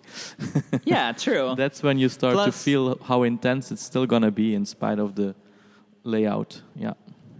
And I'm the kind of person that would leave his restraint a little bit more open for airtime. But on this ride, I'd advise to make it as close as possible. Maybe one click too much, because otherwise, again, that weight really feels on the safety restraint. You really feel that. So it's more pleasant when your whole body is touching it and not just parts of it. Otherwise, a lot of pressure at one point. And you're thrown around in the restraint as well. I found that. I was quite loose in it. I Yeah, mean, for me, it was the feet So that's good. restraint for the most of times. So my feet were constantly moving, and I was looking for the next airtime element to just have my feet back To in the slide back, position where they yeah. used to be. Yeah, and I thought like, oh my god, help, please. Yes, But that's true. good that you mention airtime, because you have the inversions, which I really like and which I know from other flying coasters. Like it's just inside twists, right? Yeah, 2 of them, yeah. And especially the first one I really like, because there you have the view on the sky that you want to see in a flying coaster. So it's pretty high up there. And then at some points in the ride, basically you're flying around, no idea where you are in Rookburgh. But some elements, I had airtime. Yes, right? So that was really interesting. Especially in the front. Exactly. So more to the front, not so much in the back seats. There you have even more of your weight being thrown into the restraints because of the G-forces. And then you go through a tunnel, and that's where you go into the second launch. And that's actually if you're in front seat or one of the first seat, that you have the most airtime. And that was so surprising. That's 'Cause true. that's That's also. your- I think that's also the highest point of the ride. Just like in Taron, after the second lounge, you go all the way up, higher than the hotel even. You make a bend. Higher than the hotel. Or maybe Not sure I mean, about. on the Same top level level. of the hotel. Let's say you reach Yeah, the top yeah. level of the hotel and you make a sharp U-turn behind some of the rooms of the hotel. Yeah. That is actually what I was wondering, because if you're into fly, you don't, or in my case, I did not know where to look. Do I look down or do I look front? And I knew there were a lot of like almost colliding, what is it called, like mist, where you basically Near misses. near misses. And I thought, do I miss them now if you look downwards? Do I need to look forward? So it was a lot of confusing for me in that case. Looking forward the whole time on this very long ride, it can be very tiring, huh? Because you need to hold I your did head that. up. But I like it that way. And also, I think we forgot about the little effect where I think it's in the first part of the ride also, where you pass by a steam machine, and so all of a sudden the steam machine blows in your face. Yes, true. Yeah. And when I think they turned up that effect when we were there, because I've seen that on videos and we did not have that. I mean, I rode the ride twice and I never also had easily that. miss that when you're on it, I think. But It depends, the thing is, when you stand next to it, you see the meters of it's like a big green tank, I think, if I'm right. And it has like this valve on the top. And when the train passes by, it suddenly releases an enormous amount of smoke. But that's when meanwhile, all the meters, they go crazy. Like they suddenly go to the maximum amount, and that's when the valve goes open and it blows the smoke. I really like that effect because it looks especially also nice when you're just watching the coaster from the ground. I'm also not quite sure if they turn off effects, because when we rode it first in the morning, they did not have the water effects.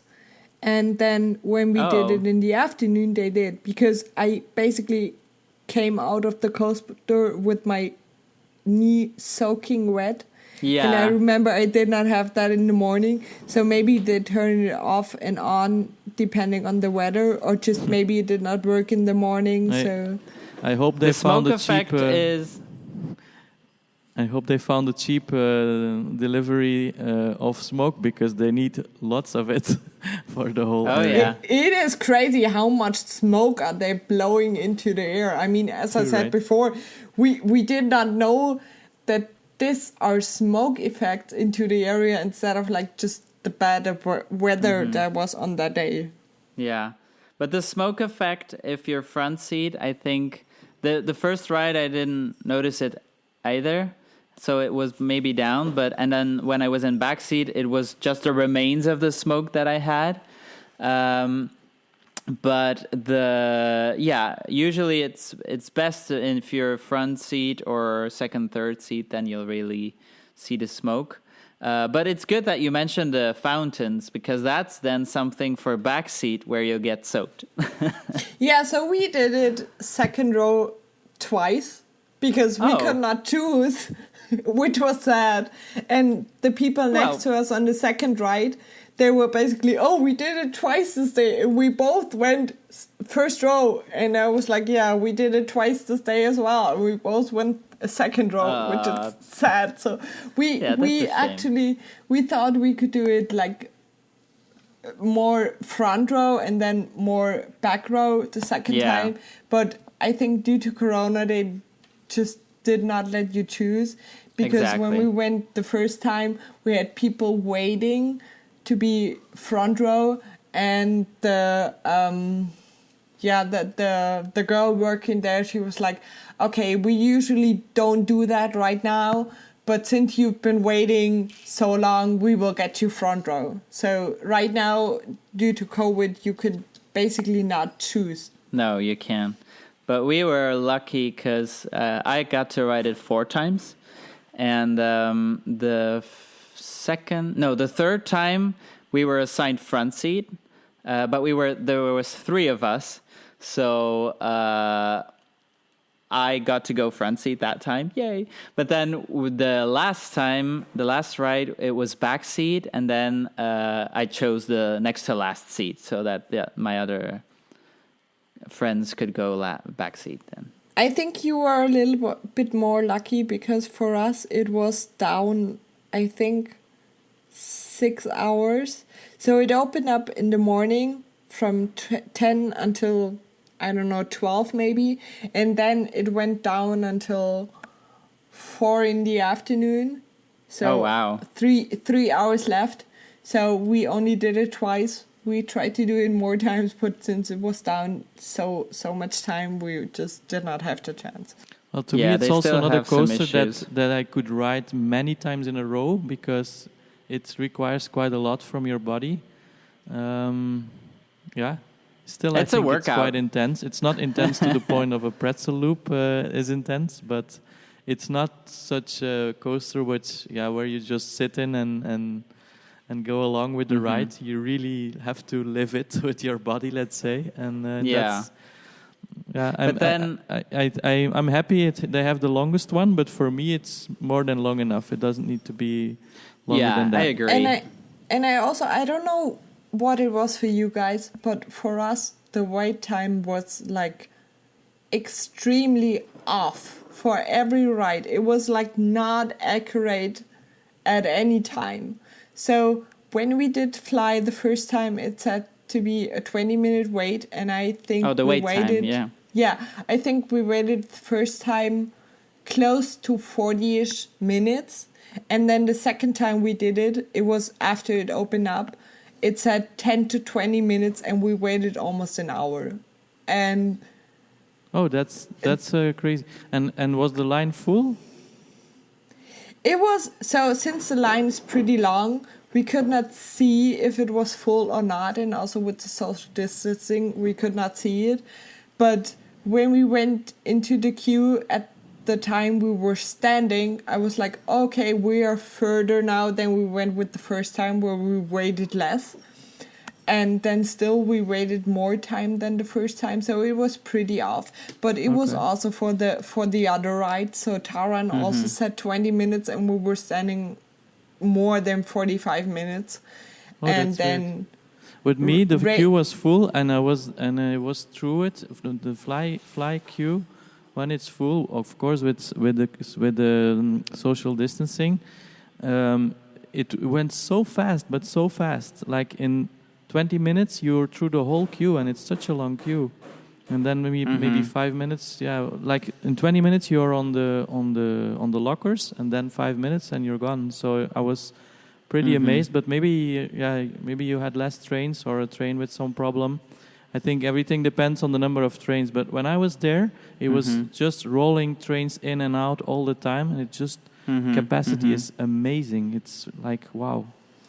Yeah, so for capacity, I just looked that up, it is 4 trains with 10 wagons with 1 2 seat seats. row and then 2 seats per row.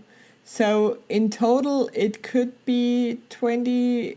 Yeah, 80 people. Yeah.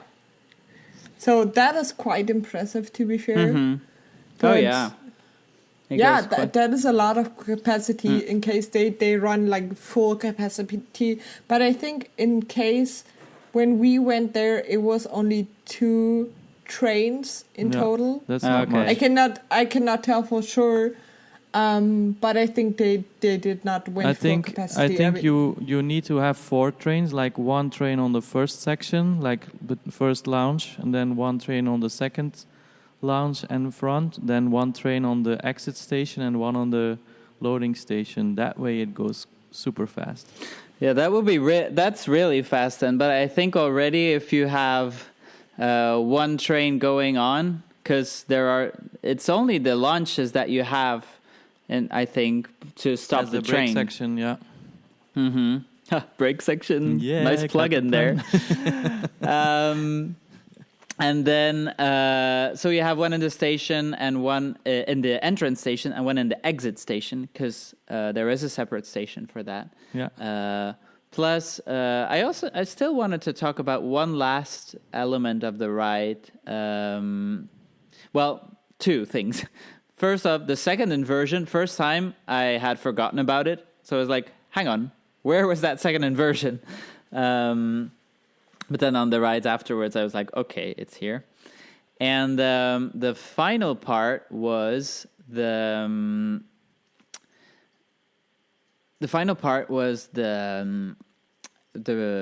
brake run, which is one of the coolest I've ever seen, because especially in front seat, you can see how you have like a real airplane, you have the lights lighting up, and then you have the sound effect also of an aircraft that is landing.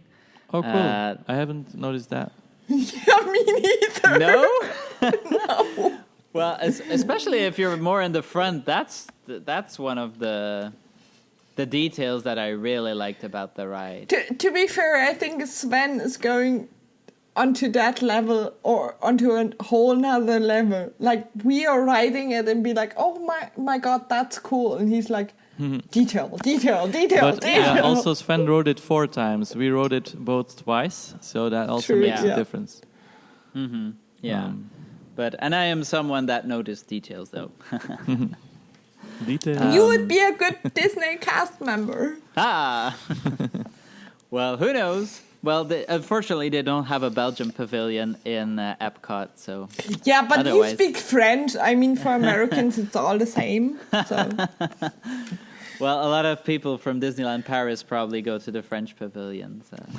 I mean, you My could still chances go are to slim. Norway because it's somehow close. We had that talk before.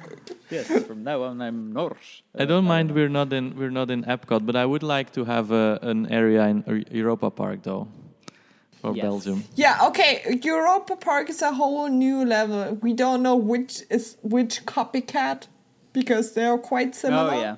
That's something So, else. Anyways, Okay. I think we've talked about F.L.Y. Sufficiently now to make our opinions about the ride. What is the best coaster in Phantasialand? Nadja. Taron. I liked it more than F.L.Y. I mean, F.L.Y. was a good experience, but for me, I was not that I was worried, but I was kind of irritated by my legs moving that mud and my weight like pressing against the seat restraints and then pushing it back to airtime. And I had the feeling I could not relax. It was just not a coaster I could enjoy, because as a human you always have that instinct like, oh my god, I'm in danger, which you are not on a roller coaster, of course. But for me it was just irritating, and I enjoyed Taron way more than I did enjoy F.L.Y. Not that F.L.Y. is a bad ride, not at all. No. It is cool and it is really unique, in Germany especially. But I just did enjoy Taron a lot more. Mm-hmm. Okay. Jan, is F.L.Y your favorite flying coaster now? F.L.Y is definitely my favorite flying coaster. Still thinking of Volare though. Oh, of course, yeah. I'm a Volare fan as well. Within flying coasters, I believe you. especially in the middle seats. But yeah, that apart. No, I think your first question was: is F.L.Y the best coaster of Phantasialand, right? Mm-hmm. For me, it is. Because I love the themed area. I love the fact that it's so original, so smooth. What you say about the Nadja about it being not so comfortable for your body. Yes, it is. It is a coaster that requires more from your body. I see it more like an expedition, like an experience. It's like in Taron you can sit more relaxed. I love Taron too, but I'd go with F.L.Y any day. Yes. Mm-mm. Well, Jan, I know that you are more the fan of the not so intense coasters. Let's say, if they are too intense, then it bothers you, right?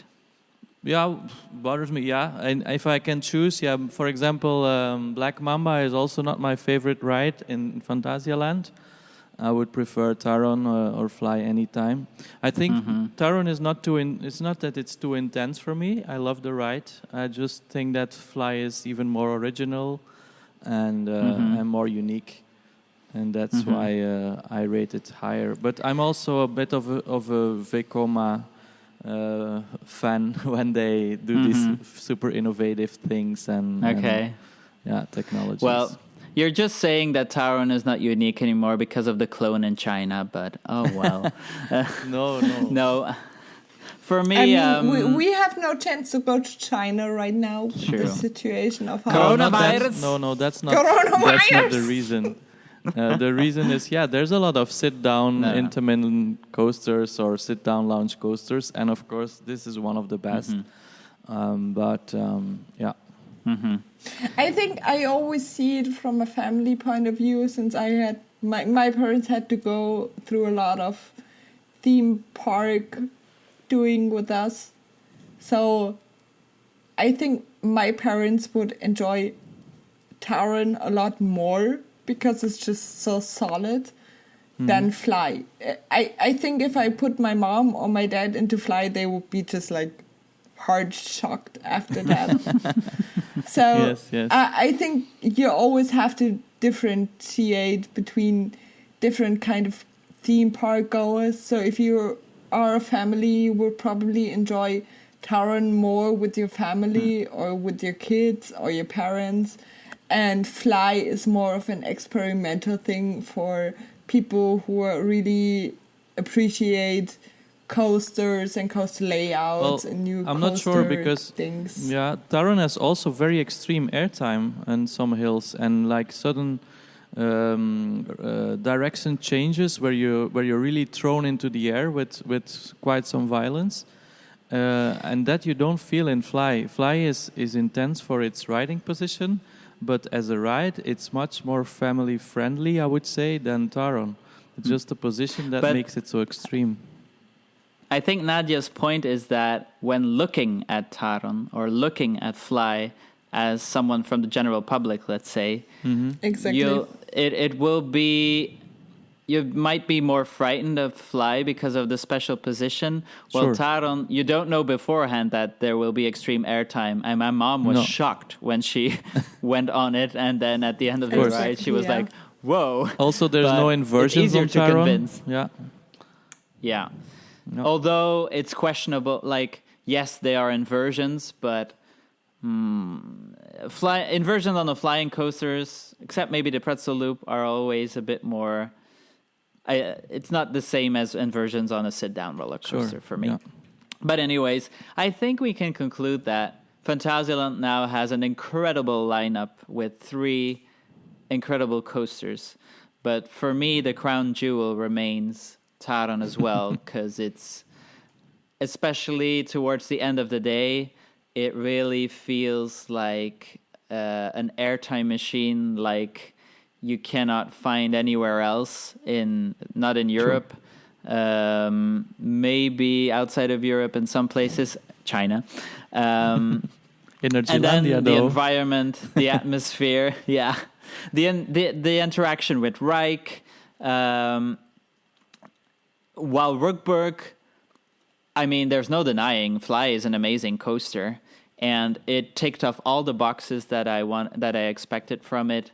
The more I walked around in the area, the more I started to appreciate it. I think also if you're staying at the hotel, you'll have another way to connect with the area as well. Sure. So we already talked about this, that you see the evolution from Black Mamba to Taron, and Klugheim enters a bit the same zone as Taron still. So it will to choose between the two, it will be personal taste. Sure. But no denying that they have done an incredible job with Rookburgh, and that if you have high expectations, I do think that they will meet up to that.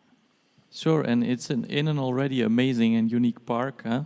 Let's not forget about the amazing water rides that they also have in their Mexico and mystery area. Which we could not do due to the cold weather. Oh yeah, but they their log flume is so unique and amazing. Their rapids ride is so crazy. Yeah, Mystery Castle, a great drop tower, and the Mine Train is also one of the very best in the world.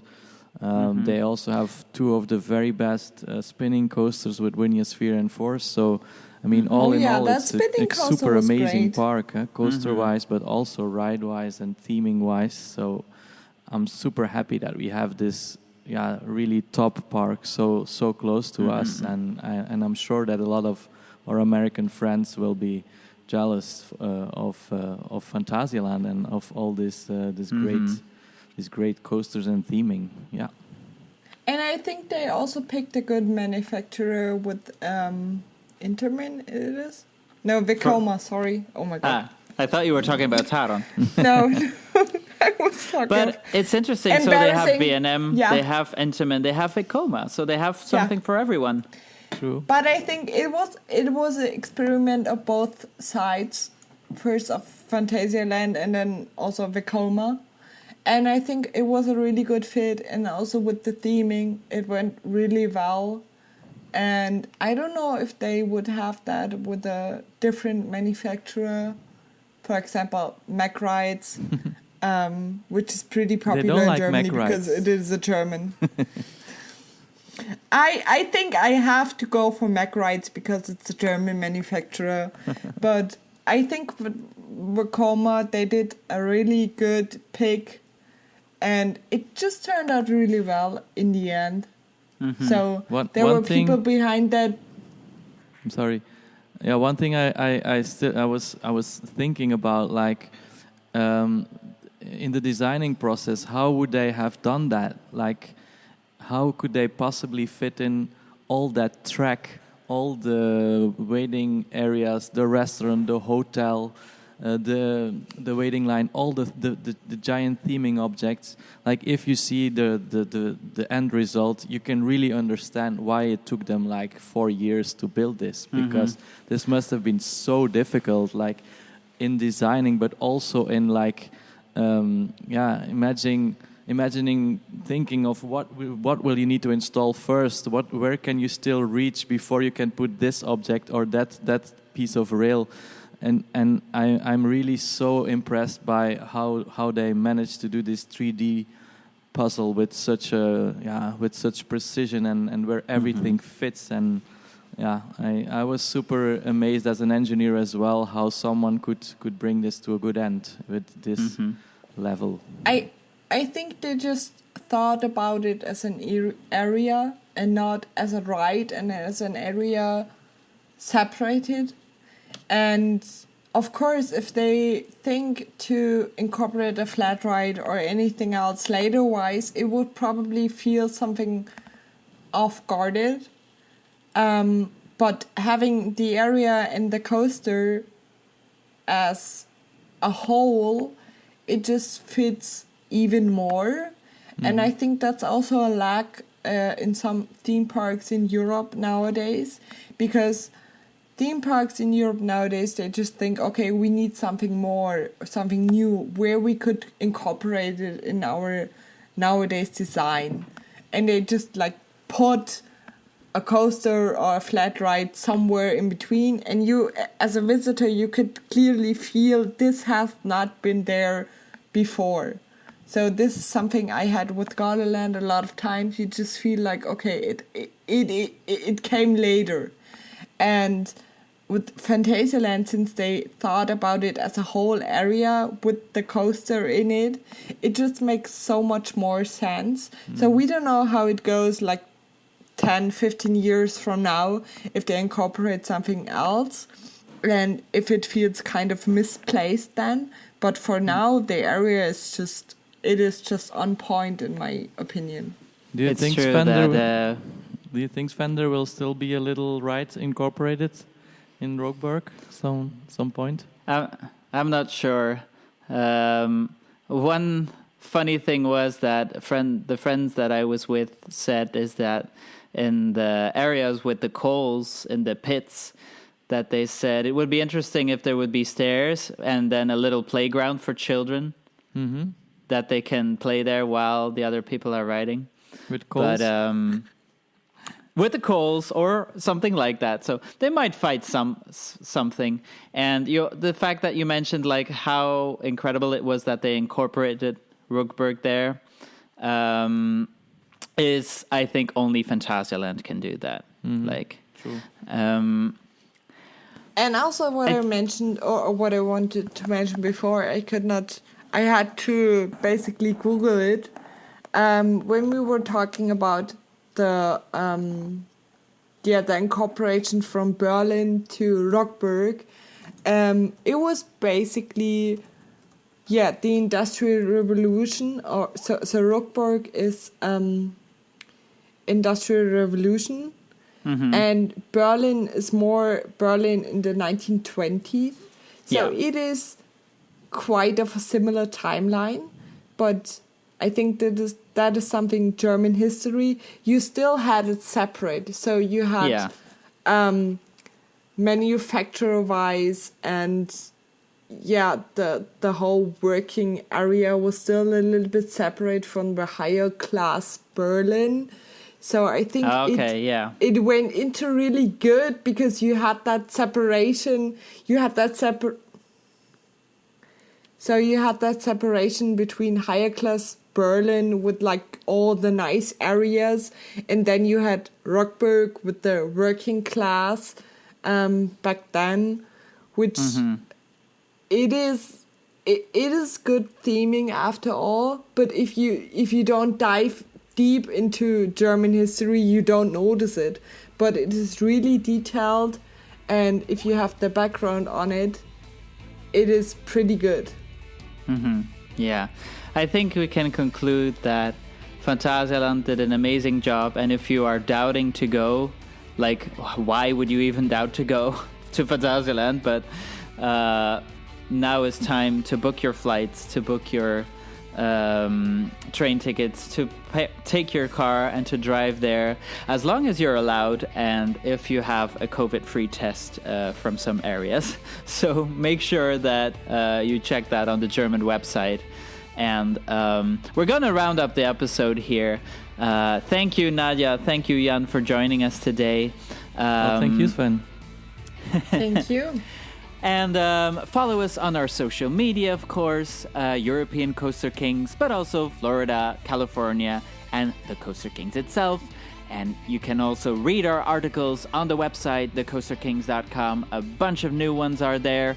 Plus, we have our brand new web shop with our new logo designed by one of our members. Go check it out. There's a bunch of items to choose from, and you can personalize it if you like. All right, everyone, that's it for this one. Thank you, and until next time, bye. Bye. Thank you, bye.